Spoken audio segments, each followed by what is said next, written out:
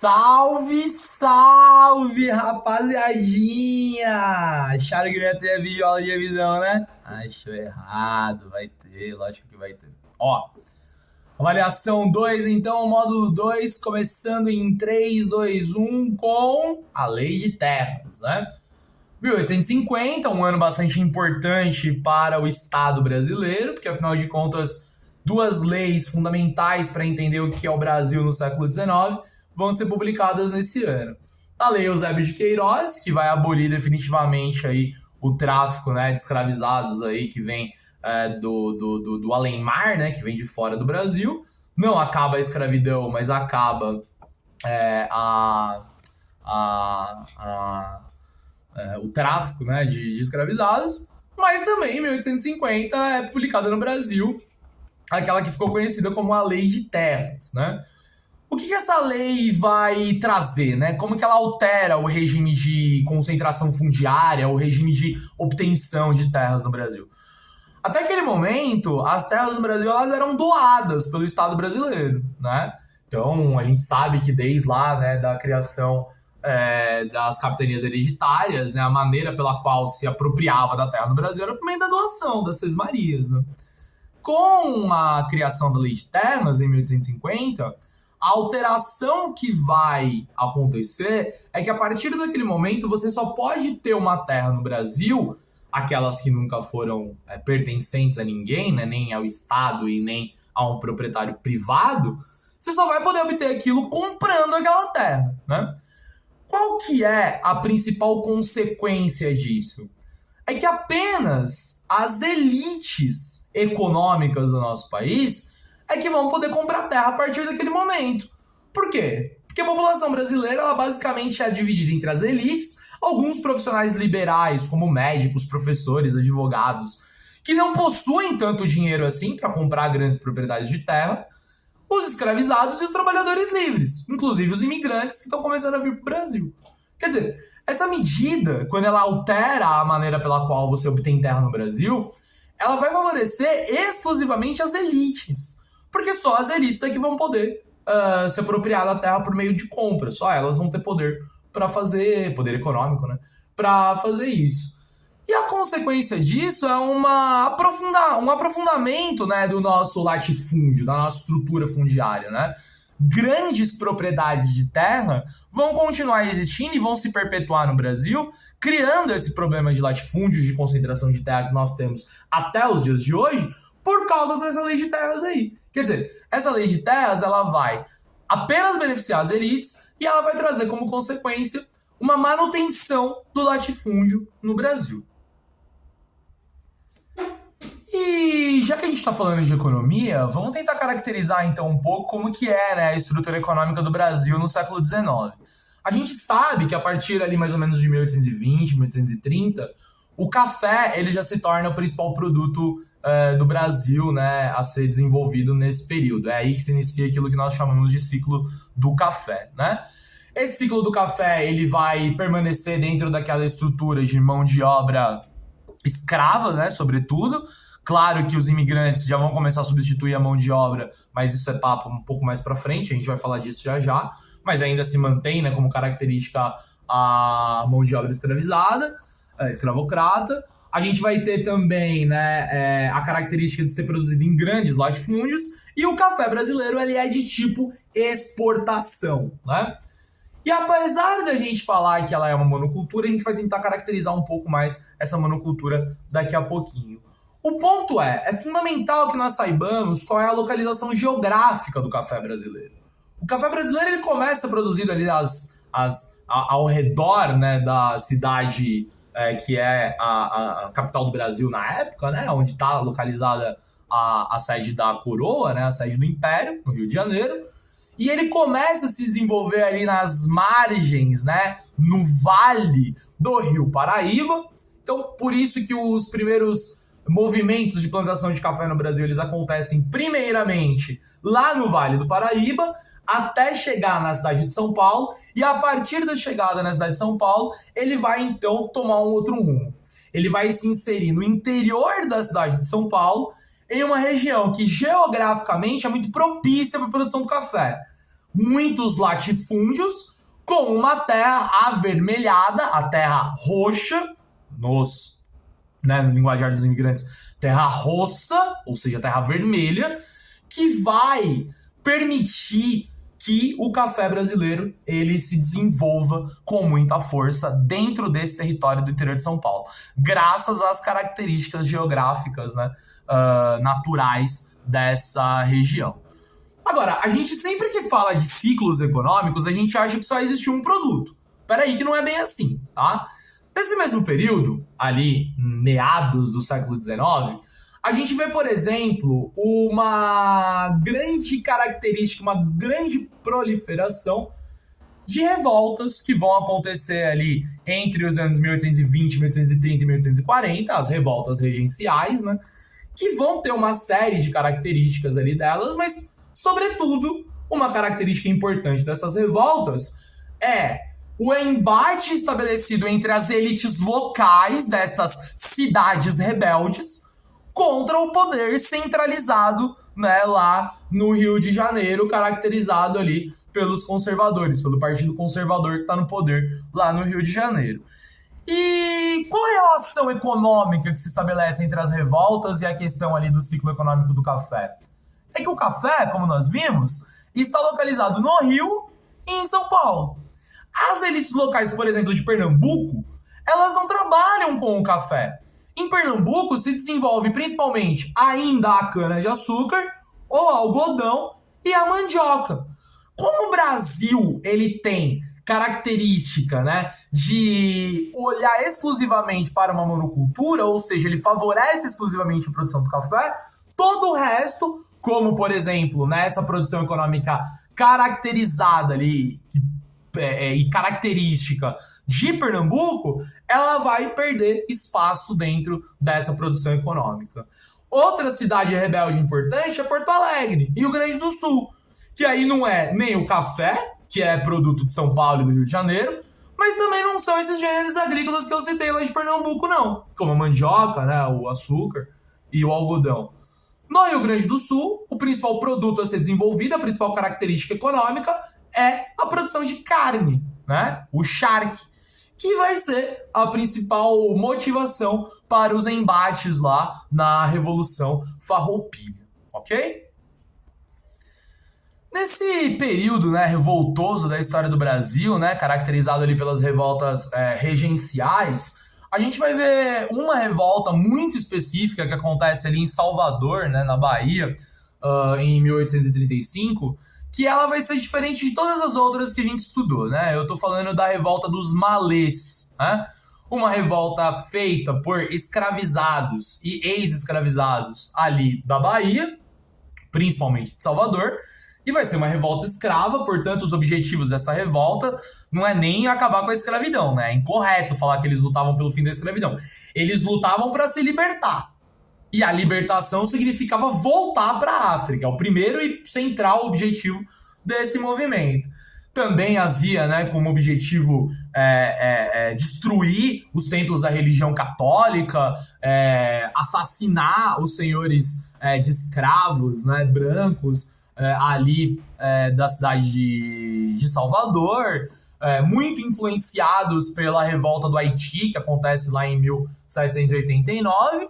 E esse movimento, né, essa revolta escravocrata, ela é uma revolta muito emblemática, porque o próprio nome malês é característica de um povo específico do norte da África que tem em comum serem adeptos do islamismo. E é justamente a questão do islamismo e também a questão de Salvador, nesse período, ter uma população escrava muito forte, sendo escravos de ganho, que vai possibilitar essa revolta de acontecer. Escravos de ganho, todo mundo lembra o que são, né? Escravos que tinham como atribuição trabalhar para o seu senhor, mas em profissões urbanas. Muitas eles vendiam frutas, verduras, doces nas ruas de Salvador. Trabalhavam, às vezes, como barbeiros, como cabeleireiros. E essa profissão fazia o seguinte: uma parte desse dinheiro arrecadado, muitas vezes todo o dinheiro arrecadado, era passado para o senhor. Os escravos de ganho, então, foram uma forma que os senhores de escravo encontraram ali no século XIX para continuar ganhando dinheiro, mesmo com a produção agrícola ali, principalmente, né, no Nordeste, tendo entrado em declínio. Agora, por que isso é importante para a revolta dos malês? Porque quando você se torna um escravo de ganho, você tem uma menor vigilância colocada sobre você. Você é menos vigiado. Você trabalha numa profissão em que muitas vezes você tá gravando a videoaula e chega comida, né? Acontece. Então, como eles eram menos vigiados, era mais possível você organizar uma revolta. Então, quer dizer, a característica desses escravizados de serem escravos de ganho facilita a articulação dessa revolta. Como também facilita o fato deles serem islâmicos, falarem a mesma língua, o árabe. E isso facilita a comunicação entre eles e é a partir daí que se torna possível o desenvolvimento, né, a propagação desta revolta, tá? Um outro ponto importante da gente pensar sobre o século XIX brasileiro é o fato desse momento da história política brasileira ser muito caracterizado ali pelo controle exercido pelo imperador Dom Pedro II dos dois principais partidos que estavam ali lutando pelo poder no Brasil do século XIX. Os dois partidos muito parecidos, né? O Partido Liberal e o Partido Conservador, composto exclusivamente por membros da elite econômica brasileira. A diferença central entre eles é que o Partido Conservador, ele defendia, né, o poder centralizado no Brasil e o Partido Liberal ele defendia o poder descentralizado, dava mais autonomia para as províncias, né, para as elites locais. Agora, na prática, o que esses partidos querem? Tá no poder, mandar, manter os seus privilégios. Para que acalmassem-se os ânimos, portanto, Dom Pedro II ele vai controlar esses dois partidos, fazendo com que ora o Partido Conservador governe, ora o Partido Liberal governe, mas na prática quem governa mesmo é Dom Pedro II. Por quê? Como ele consegue fazer isso?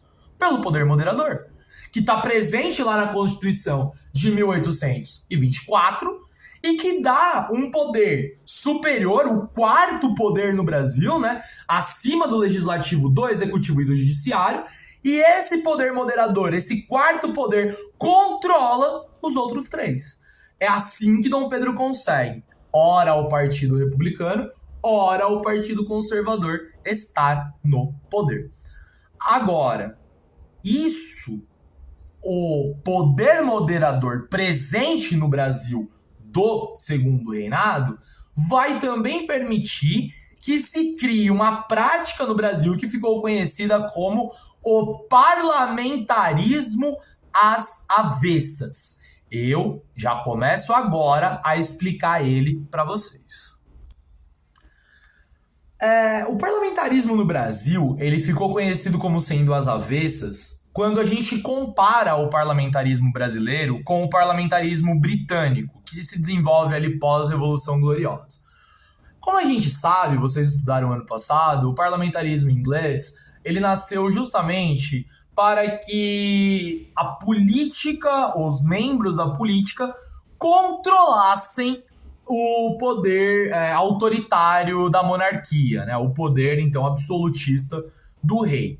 Ali, no caso, então, no parlamentarismo inglês, os políticos no parlamento, eles vão escolher o primeiro-ministro, depois de terem sido eleitos pelo povo, né? Então, o parlamento inglês é eleito pela população inglesa. Esse parlamento, eleito pela população, escolhe entre eles alguém, um político, para exercer o cargo de primeiro-ministro. E esse primeiro-ministro, ele é o líder do poder executivo no parlamento, no regime político inglês. E esse primeiro-ministro inglês é quem governa de fato. O poder da monarquia inglesa está submetido a esse primeiro-ministro. Esse é o regime parlamentarista clássico, digamos assim. No Brasil, ele é às avessas. Por quê? Porque em 1847, o Dom Pedro II cria um cargo, né, que no caso lá tinha o nome, né, de chefe de gabinete, né, mas que na prática é um cargo de primeiro-ministro, é isso que é esse cargo, né, que ele diz, né, o presidente do Conselho de Estados ou o presidente do gabinete político é, na prática, né, o primeiro-ministro brasileiro. Só que, por causa do poder moderador, a coisa acontece de maneira muito diferente. Não vai ser o parlamento brasileiro, ou seja, os políticos brasileiros, que vão escolher o seu primeiro-ministro. Quem escolhe o primeiro-ministro brasileiro é Dom Pedro II, por conta do poder moderador. Então, quer dizer, o Dom Pedro II, é responsável por controlar o parlamento. Se na Inglaterra o parlamento controla o monarca, no Brasil é às avessas. É o monarca que controla o parlamento. Por isso que ele ficou conhecido como parlamentarismo às avessas. E ele só existe dessa forma pela presença do poder moderador dentro do nosso regime político. Com isso, então, a gente já pode encaminhar aí para o final da nossa videoaula, e eu só quero ressaltar para vocês, portanto, que a gente tem uma questão ali importante de debater com relação à escravidão, né? Lembrando, então, para vocês que existe todo um processo, né, de acabar com a escravidão no Brasil no século XIX, mas que esse processo ele é lento e ele é bastante peculiar no caso brasileiro. Vou falar um pouquinho dele já para a gente encerrar a nossa videoaula. A gente precisa lembrar, então, que a escravidão no Brasil ela acaba por uma série de fatores. A gente não pode deixar de considerar a pressão que a Inglaterra fazia, né, para acabar com a escravidão no Brasil. Um pouco por causa do mercado consumidor, muito porque eles queriam impedir que as colônias da América trabalhassem com a mão de obra escrava para que os seus produtos, né, os produtos ingleses fossem competitivos, né, porque eles já não eram feitos com mão de obra escrava. Então, quer dizer, tem uma série de pressões externas para acabar com o tráfico e com a escravidão no Brasil. Só que internamente, os senhores de escravo, as elites brasileiras, elas não estão nem um pouco a fim de acabar com a escravidão. Vocês devem lembrar, além, né, portanto, que a própria independência do Brasil ela é feita entre as elites brasileiras em um pacto para manter a escravidão. Então, quer dizer, não obstante, né, a pressão inglesa para acabar a escravidão, os números do século XIX eles são gritantes.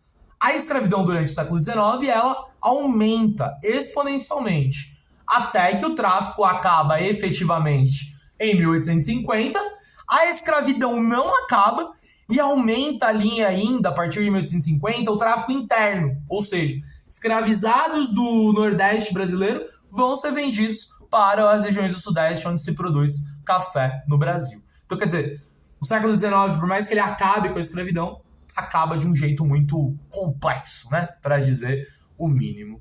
E o último ponto que eu queria revisar aí com vocês é sobre aquela ideia da construção da identidade nacional brasileira feita pelo romantismo, né? O romantismo enquanto uma escola artística nas artes, pintura principalmente, com os retratos, né, de Iracema, com o retrato da primeira missa, com a própria obra, né, do Independência ou Morte, O Grito do Ipiranga, da literatura, com o livro Iracema, né, mostra pra gente um processo de criação de uma identidade brasileira que vai escolher a ideia da miscigenação para representar o Brasil. Na visão do romantismo, o Brasil é um país miscigenado, porém, essa miscigenação brasileira ela vai eleger exclusivamente o elemento do branco como sendo a civilização que veio para cá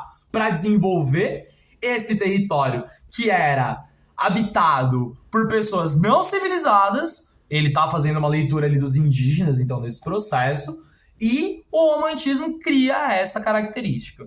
O indígena como sendo aquele que deve receber a civilização e que deve se inserir dentro dessa sociedade civilizada. Essa leitura do romantismo, portanto, ela vai tentar apagar e transformar, assimilando o indígena à sociedade branca. E o que ela faz com o terceiro elemento de miscigenação, os africanos que vieram para cá escravizados, vai ser completamente apagado, né? Dos livros, das obras, da vida como um todo, como era lá a política de imigração que a gente estudou algumas aulas atrás. Certo? Então revisamos todos os conteúdos. Eu quero que vocês façam uma prova muito tranquila, tá? Leiam atentamente quais são os comandos que eu estou colocando e aquilo que eu quero que vocês respondam especificamente. Não fiquem apenas na videoaula de revisão. Façam aí não apenas anotações, mas retomem aquilo que nós trabalhamos, o que está nos cadernos de vocês. E façam a prova com muita tranquilidade, porque eu tenho certeza que vocês vão arrasar e emocionar o meu coração. Bons estudos para vocês, um beijo, é tudo nosso e nada deles.